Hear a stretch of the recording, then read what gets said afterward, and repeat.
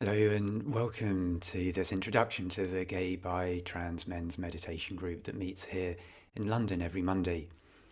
Since 2009, the group has met regularly, whether in person or for a brief period online during the COVID period. We've now come back to meeting in person, and it's been really wonderful to feel that sense of community, friendship,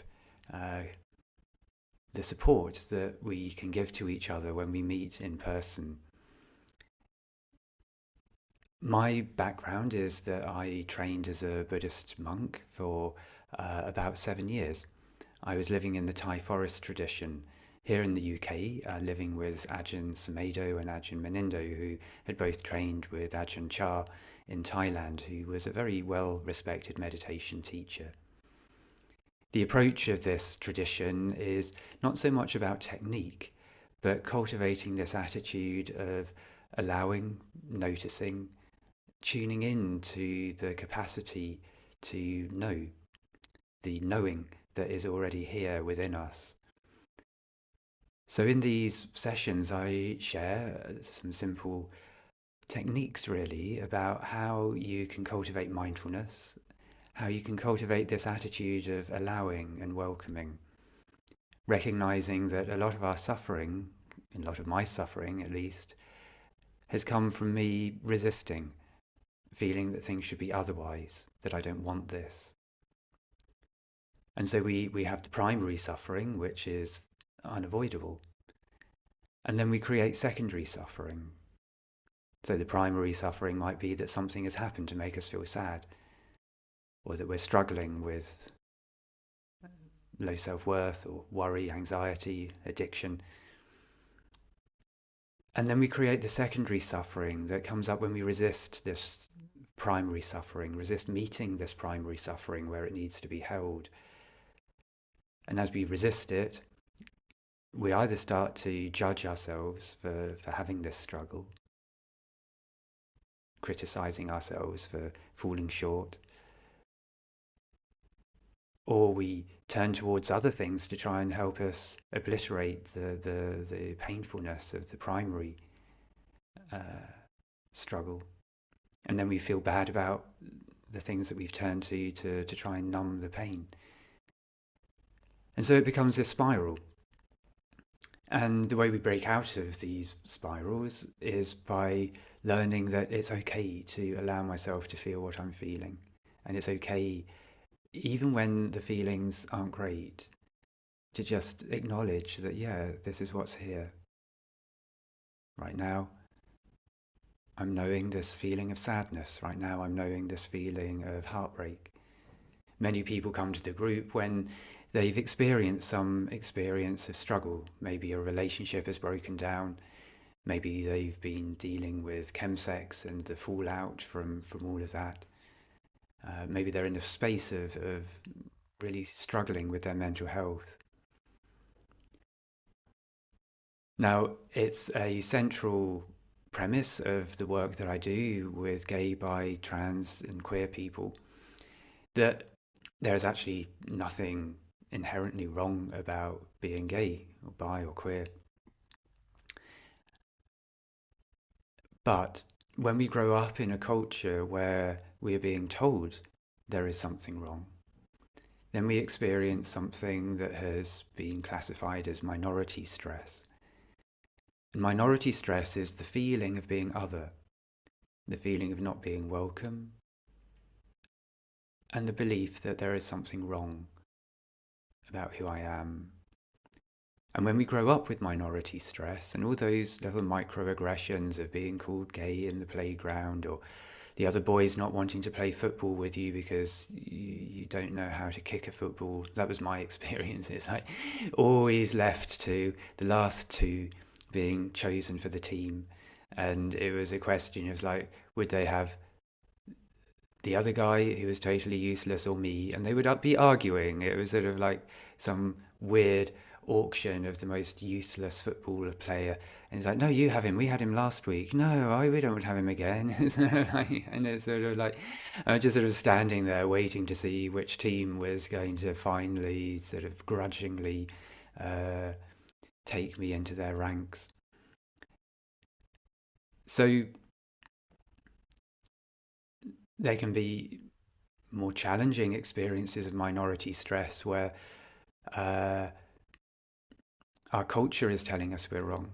I grew up in the 70s and 80s, and throughout my childhood, I was seeing television programs where gay men were being laughed at and ridiculed. A comedy show where the comedy sketch was about revealing that a man was gay and then him being laughed at and backed away from. And as a 9-year-old, when I saw this, I was like, I don't know why, but I sort of feel that's something to do with me. And is there something about me then that means I'm going to be rejected? We have newspapers busily spinning lurid stories about how awful gay people are. And I grew up with the newspaper that plopped through the letterbox every day carrying these stories, and my stepfather groaning and sort of talking about these awful people. Whilst I was starting to realise that this is who I am, and yet I felt then I had to hide something. I had to hide it so deeply, I had to hide it from myself. So it was only when I was 20 that I was then able to actually come out to myself and acknowledge, okay, this is who I am, having hoped it would all just disappear. And then coming out to my family, to sort of mixed responses. So when I'm leading workshops around being gay, particularly the minority stress workshop, which is an aspect of what I run as part of the weekly classes, I run a separate minority stress workshop. And we reflect in that, what was it like having to come out and having that period of being living in secrecy, denial, feeling you're wrong, feeling you're the only one. And what would it be like for straight people? Has a straight man ever had to go to his parents worrying that they might reject him, judge him, throw him out, having to say to them, Mum, Dad, there's something I need to tell you. I think I might be straight. I think I like girls. But what we share as queer people, as people who are attracted to people of our own gender, is this experience of growing up feeling a minority, possibly feeling that we were wrong, maybe judging ourselves, maybe being judged by others. And so people sometimes say, well, why have a meditation group just for gay men, bi and trans people? In fact, when I set the group up in 2009, another teacher who I invited to join me made that very point. He was saying, this is really regressive. We don't need this. We need to be in places where we are integrated and part of the whole. So I heard what he said, and I accepted he didn't want to join me, but I disagreed, and I set the group up. Because I felt there was a need for a space where we could meet, and where it was a given that everyone that was there was gay, bi or trans, that we were men meeting together who had a shared experience. We couldn't know exactly what each other's experience was like. We all have our own way of dealing with these things, but we all do know everyone here has this shared experience, both of growing up and also of how we then have to navigate through life. So in the group, we sometimes specifically address that, and we will have time speaking about themes relating to what it is to be gay, to grow up with minority stress, to go in and meet the inner child and bring some healing to the inner child. Other times, the themes are more around self-healing, self-development, well-being, how to manage stress, and the more classic aspects that you might expect at a mindfulness class. You might think that 2 hours sounds quite long, so we meet from 7 until 9 p.m. But in fact, the 2 hours goes really quickly. And the structure of the evening includes a space in the middle where we have some time to socialise. So we start with a short opening circle where we go round, say our name, and just have a moment to connect with each other by commenting on how we are as we're arriving in the space. And I know for some people, talking into a space can feel quite challenging. And that's why this is also a practice. It's about starting to explore, how if I've internalized this feeling of, I hate talking and I hate talking to people, I don't like being seen. And so then it's a very welcoming, friendly, safe space where it's possible to explore, how is it to have my voice heard? How is it to just say my name, say a few words about how I'm feeling as I arrive here? We go into some movement practice, which is drawn from the Tibetan Tantra tradition. And so it's a series of movements and self-massage that wakes up and makes us aware of the sensations in our body and also helps us settle into a sense of blissful sensations. So starting to notice the bliss that's already here in our experience, when we can let our attention settle onto simply noticing the pleasure as a vibration of sensations in our arms and legs, the feeling of warmth in our body, the flow of the breath in and out. So this practice is very much about coming home. It's not about trying to get somewhere. It's not saying that enlightenment is somewhere in the future. It's that awareness and this state of knowing is here right now. This is very much what Ajahn Chah and Ajahn Sumedho teach. Now is the knowing. This state of knowing isn't something that I somehow cultivate or create. It's something I wake up to and reconnect with. I remember. I come home to the natural state of my being. And then I discover that whatever is here can be embraced and held in this knowing. And it doesn't mean that life is always easy. It doesn't mean that, I don't have times where I'm walking around my flat fuming and feeling frustrated and annoyed with myself or upset about something has happened or disappointed. But all of that can be held. And it's in building that capacity to hold that is our practice. So my teacher, Ajahn Munindo, at the first monastery I went to, he said that mindfulness is about building a container to hold the chaos. So as we practice, it's not so much about getting calm or pushing unwanted thoughts away. In fact, it's not about pushing unwanted thoughts away. It's becoming the space in which those thoughts can arise without allowing them to attach. A metaphor that I use is that this state of knowing, our awareness, our true nature, is like the sky, open, spacious, bright, luminous, clear. And whatever weather arises within that sky, it never touches it.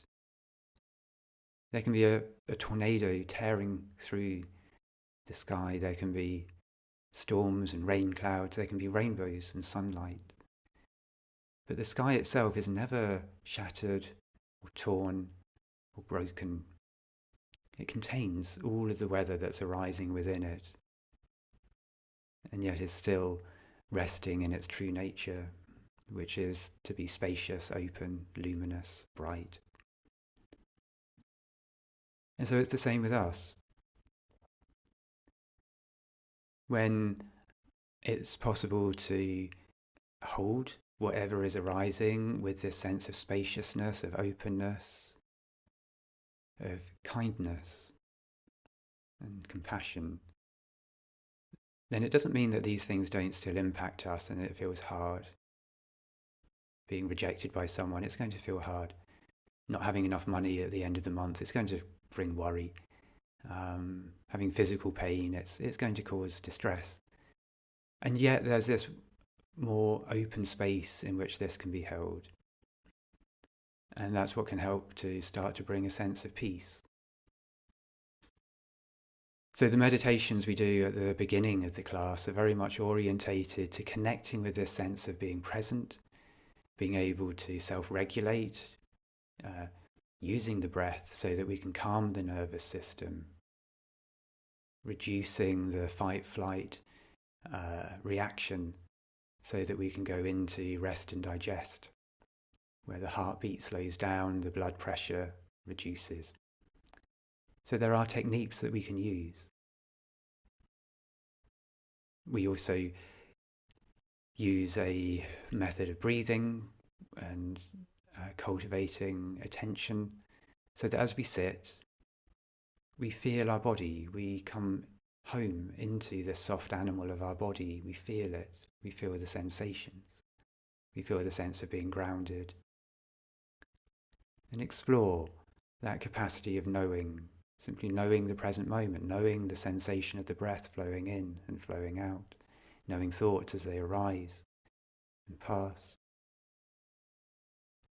knowing the struggle to want to get somewhere, to be free, and recognizing that in that very grasping to wanting to be free there is suffering, and that too is something to let go of.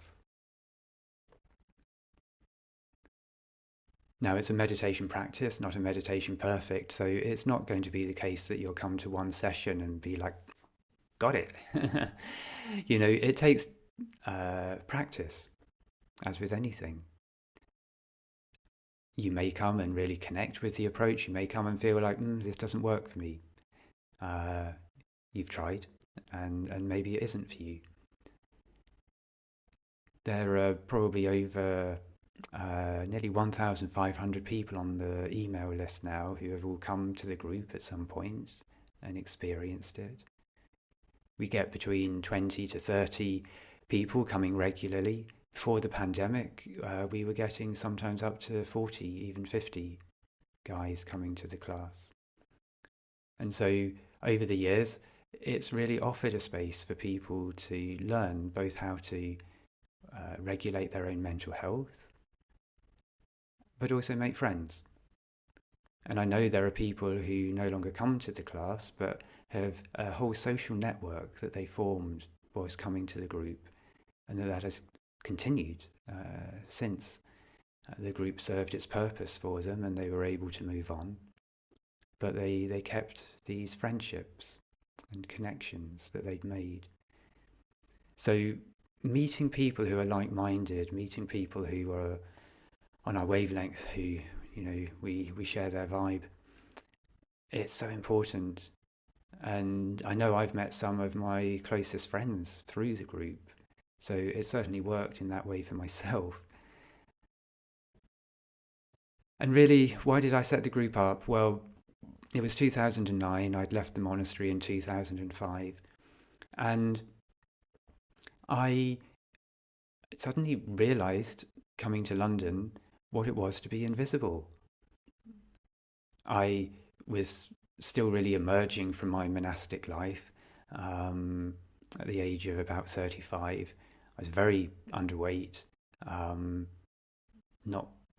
didn't really have a look. I didn't really, I just walked into a charity shop and walked out the other end sort of with a random selection of clothing. When I left the monastery, we wore robes in the monastery, so I didn't have any clothes. I sort of like, there was this sense of, it's like normally people's way of dressing, it's sort of like it evolves with them over time. But I'd had that 7 years of just being in the monastery, just wearing robes, and I came out and it was like, oh, what am I going to wear? Sort of what how do I want to look? And finding it all a bit overwhelming, actually, just leaving the security of the monastery and coming back into the world. But that's what I'd wanted. I'd wanted the challenge of, what's it like to live in the world again. So anyway, I was going to gay clubs, bars, seeing if I could make new friends, maybe meet a lover. And then it's just like, oh, hello everyone. It's like, hello, I'm here. And it's like just being looked through. being too shy to actually go up to anyone that I liked the look of, and finding that it was only people who were actually had slightly strange vibes who did come up to me, and I didn't feel very comfortable with the people who were approaching me.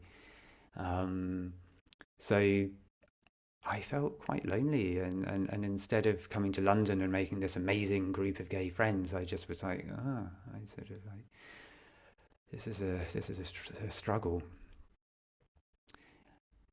So I thought, well, why not create a meditation group and create a space where I can share the things that I found valuable, um, and at the same time create a social space where it's possible to meet people who will be maybe more aligned to the things I'm interested in, and the same for the people coming. They can meet people where they can actually meet and have a conversation, and there's not all the busyness and noise of a club during the tea break. It's also a space where we get quite a range of ages and is a diverse group of men. So I think some of our youngest members are in their mid 20s, and going up to people in their 80s. And so for a gay queer space in that way, it's quite unusual because you have the opportunity to mix with a whole range of ages, to speak and learn from each other, to share experiences. So the basic structure of the evening is that we arrive, we have the sharing circle, we do some movement to wake up our body and arrive in our body, and then a guided mindfulness practice. Then around 8:15, we have a tea break, and then around 8:30 or so, 8:20, 8:30. Sort of the timings aren't fixed in stone, but we have about a 20-minute tea break. I then introduce the theme for the evening, and then we go into smaller groups, pairs or threes, and people reflect on that theme and share experiences. Or we might finish with a closing meditation, a shorter meditation, or sometimes we do some voice work to connect with our voice through making sound. We might do a shared massage exchange where I'll guide some very simple shoulder and neck massage techniques so that we can just sort of have a sense of releasing and relaxing in our body. So the second half has different themes, and week by week we go through these different themes. We finish with a closing circle, and then at 9 o'clock the class comes to a close. There's a bit of time for you to carry on socialising whilst we're clearing up for about half an hour. So there's that optional time to just carry on chatting from about 9 to 9:30, and then we will make our way out of the building. So if you think this sounds of interest, please come along. We meet at 52 St Martin's Lane, so that's just down from the English National Opera. If you can come in from Trafalgar Square or from Leicester Square side, Leicester Square station. And it would be great to see you. Looking forward to kicking off this year, 2024, and seeing where we go with the group. Everyone that comes brings their own experience and even brings their own ideas and insights. And so it will be great to have you there and to see what you can bring to the group. So looking forward to hosting that and hopefully having you and all of the others there. So thank you.